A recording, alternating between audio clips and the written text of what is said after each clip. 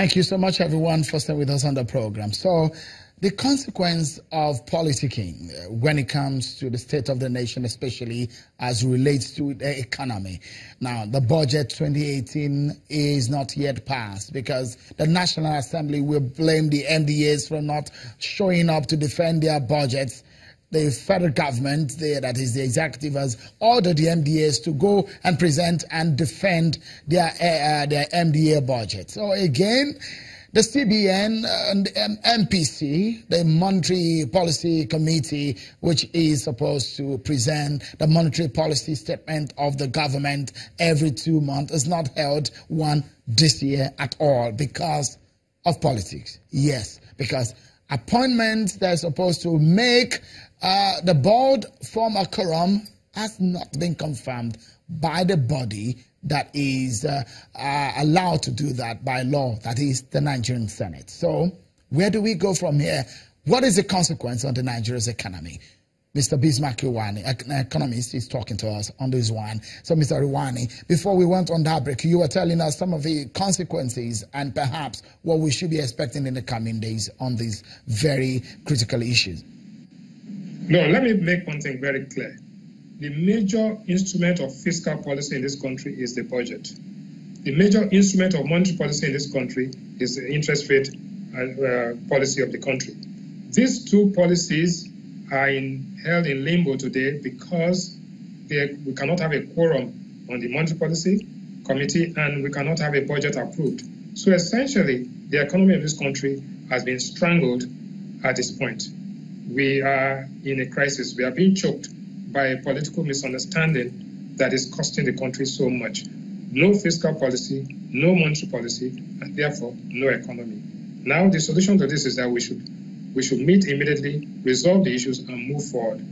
Nobody, no matter how high you are in this country, no matter what your position is, can hold the country to ransom. It's not done anywhere in the world, and therefore the executive and the legislation must come together like they're doing now, better late than never, and make sure that we get this thing done. For example, if there was a crisis, a war going on, and somebody attacked Nigeria, and then we could not approve the Security Council chiefs by the Senate, are we going to say because of that we are not going to defend ourselves? No, that is irresponsible. So what needs to be done now is to take the bull by the horns, move forward, and let us get this thing resolved immediately. And so the big question will then be, if these appointments are not confirmed, perhaps by next month, first week in next month, what do you think may happen? No, it will be a catastrophe. There's no point. Let's not even think about it. We have been lucky because the indicators have been positive all this time. But that doesn't mean that because they are positive, there are certain things we should have done to actually increase the positive trend and accelerate and make it sustainable. We cannot be held to ransom by any group of people, for that matter. The economy has to move on so that we can succeed in what we're doing. Are you impressed by the pace of work under budget, especially when we say we want to normalize the budget cycle? And at this rate, does it look like we are heading in the right direction? The budget was sent to the National Assembly in December. A good enough time for everybody to consider it and approve it. We are now going to Easter, and we are making excuses for not approving it. Doing the wrong thing at the right time and doing the right thing at the wrong time will give you the same consequence. Catastrophe.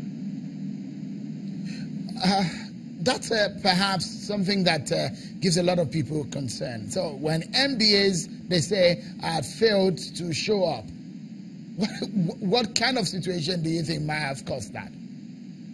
I don't think anybody failed to show up. The truth is that if they fail to show up, you can subpoena them. We've had people being called and being subpoenaed. But you see, the end game is what is more important. Do you want to get this budget approved within a particular period in time? We can do it. If they have to meet overnight and do it, they will do it. That will be done. The budget in the United States was approved overnight. Everybody met, and by the next morning, and the market went, skyrocketed.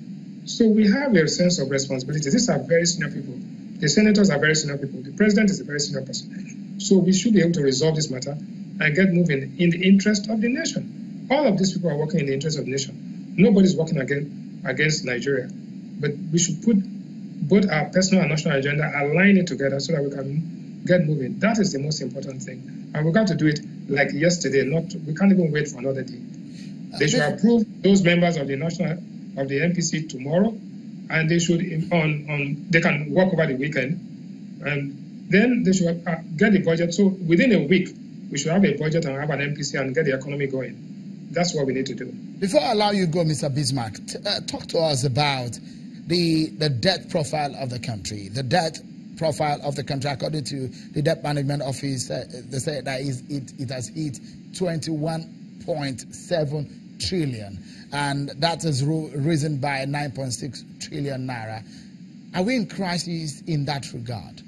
No, you're not in a debt crisis, but your debt profile is actually expanding towards where you have to ask yourself, what have you used the debt for? More important is the debt to GDP ratio.